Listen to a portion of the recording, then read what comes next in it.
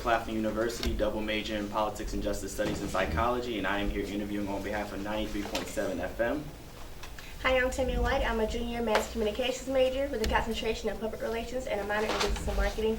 And I'm here interviewing on behalf of Claflin University. Hi, my name is Princess Williams, and I am a reporter for the Orangeburg Times and Democrat. So, Reverend Jackson, thank you so much, and welcome once again to Claflin University. Good to be back. My first question is, what are some of the things that you would further like to share with the Claflin family and the Orangeburg community that you didn't get a chance to share upstairs in the chapel? Well, point one is that there are a million people in poverty in this state. 1/4 of the state is in poverty, eligible for Medicaid. 250,000 have no health insurance. If people are too poor to get Medicaid, they're often too poor to come to college. You know, they may have good minds and good parenting. And so we want the first to fight for Medicaid expansion. It means 50,000 new jobs.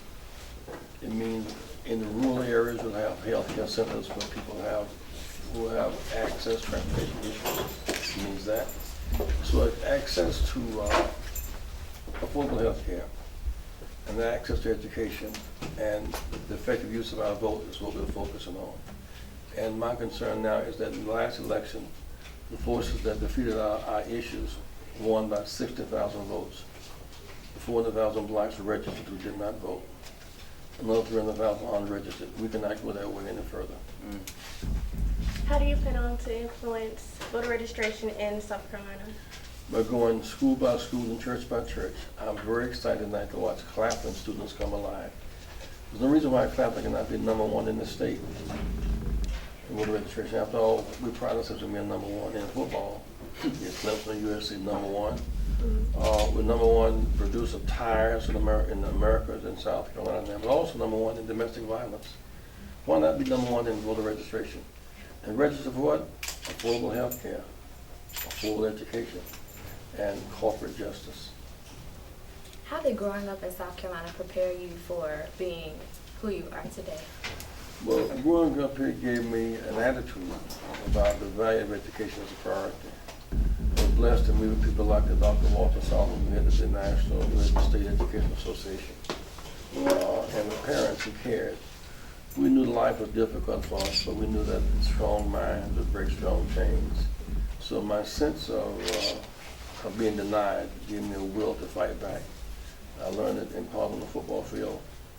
I learned so much more of it in the classroom. And I know today that if Claflin is on fire, and Claflin and South Carolina State students find one thing in common, besides having rivalries and having big fun, the fact of the matter is you're all basically black people.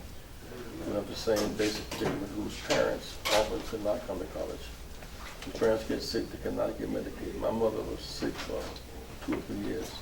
In the closing days of her life, because the state didn't have Medicaid, she could not get proper health care.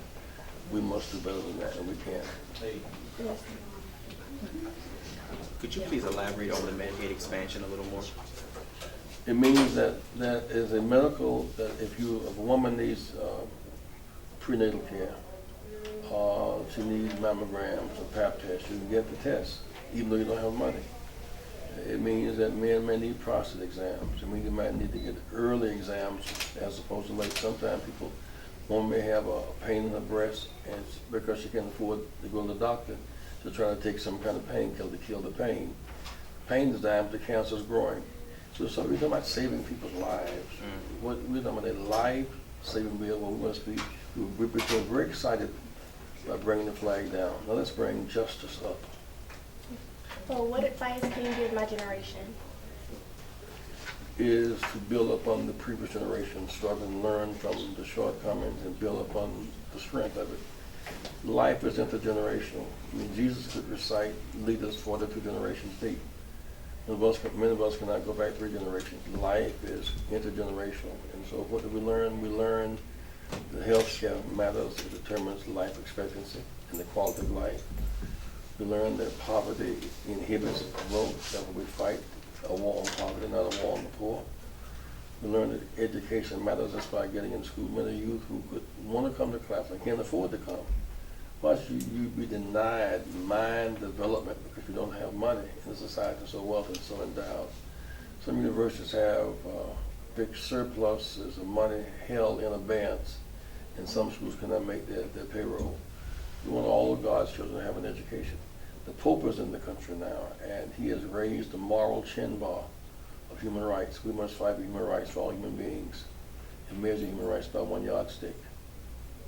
Can you tell me, what do you see for the future of Orangeburg County, being that it is a college city and you have like about 4 institutions here? What do you see for the future of it as far as going out and raising voter awareness? How can you bring all this to Orangeburg County? What do you see? You know, getting the right to vote for blacks was a big, difficult, bloody challenge. Mm-hmm. But then the idea of students being able to vote and vote on their campuses became an even bigger threat. There was the assumption that if there are 3,000 or 4,000 students at Claflin and over at South Carolina State and other schools around here, but if you would register and vote, you can run for office.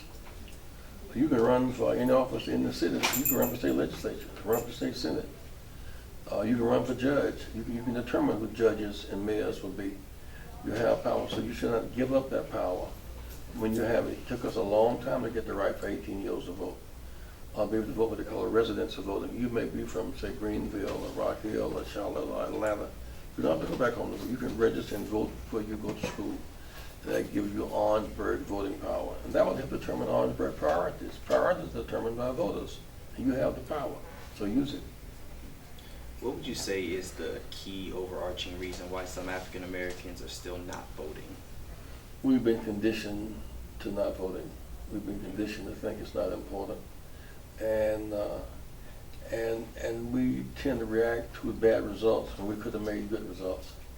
It's like if you come to school in August, you pay your tuition and you register for class, and that's your voting. And you come back in December, you have not been to class since August. What kind of grade do you expect to get? Failing one. Well, so if you register to vote and don't come back again to the next election, you get a failing vote, because between the elections is what determine the actions. Occurrences take place between the elections, not just on election day. Election day is who you want. Between elections is what you want. Yes, sir. Who or what has influenced you the most in your life? But my parents, my father, who an honorable discharge fighting in the military, I had to sit behind lots of field weapons on American military bases. He was a great influence in my life. My mother was a community servant who cared so much for people. She taught me a sense of selfless social consciousness. Now later on in life, I met people like Dr. King, who had an influence, and people like Jim Palmer and Core, and Nelson Mandela. These people beyond my home, but my basic training came from home. Okay. You talked about your grandmother saying that she couldn't be able to vote for you at the time. Could you explain a little bit more about that? When Grandma was born around 1905, she didn't have a birth certificate. Mm-hmm. They thought black people didn't matter enough to have a birth certificate. And she never went to school, so she couldn't read and she couldn't write. She had to operate by ear, by social orientation. When it comes to reading and writing, she couldn't write. So what you'd have to do is you couldn't write and make an X by your name. You had to have a witness. Mm-hmm. So she had the dignity. She doesn't have the literacy. She could talk, she could think, but she had not learned to master the language. So many of our grandparents are in that impairment today. Those of you who are blessed to come to school must talk to your grandparents and convince them that they still count. So long as they have a vote, they still have power. What would you say is the key event in your life that has transformed you into the man that you are today? Well, the one we was trying to say is playing football. That was a big deal. But I think that when I first went to jail, I went to with 7 classmates. We were in Greenville, South Carolina, and we couldn't use the public library, and we tried, and they arrested us because we refused to walk away. And so when I went to jail, I lost the fear of jail and the will to fight back. And so I am convinced that going to jail the first time was a similar moment in my life. In Greenville, South Carolina. And we made so much progress because in fact, you can use any hotel, motel, or park, or library today. I grew up, we can only go to Atlantic Beach, South Carolina. You know where Atlantic Beach is? You know where Atlantic Beach is? Sorry. know where Myrtle Beach is? Yes. Well, that was a rope. On the quote-unquote colored side was called Atlantic Beach. On the white side was Myrtle Beach. Went across the rope, you could be arrested. You broke state law. You couldn't sit on the front of the bus. You couldn't step across that line.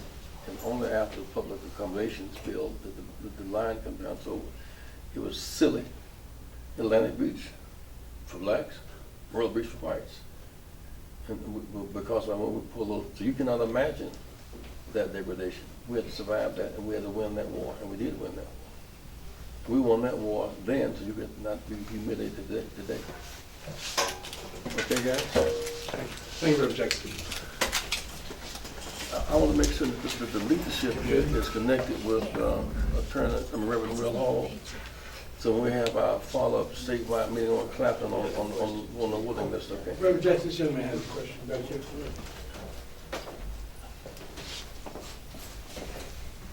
As young clergy coming up in this present time, with everything going on in society, how can we help keep everybody else motivated to go on?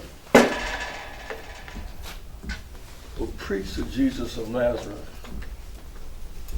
who measured importance not by what you accumulate, but by people that you help. Jesus made the case, you can't get to heaven unless the poor folks are the doorkeepers. I was hungry and you fed me. Naked you clothed me. In prison and you brought me out. And they were in prison, and they were political prison. They were living under Roman occupation. And so you're measured by fighting back. So one way to fight back is with voter registration. Another is to urge people don't self-destruct through drugs and the like. Another is to get an education, develop your mind. So strong mind, strong votes, and clear thoughts are all weapons in your development. Okay? Thank you, sir. Yeah, hashtag 100,000, man. Hashtag RPC 1. Here you go, Reverend. Could you take this picture real quick, please? This young man. Jackson,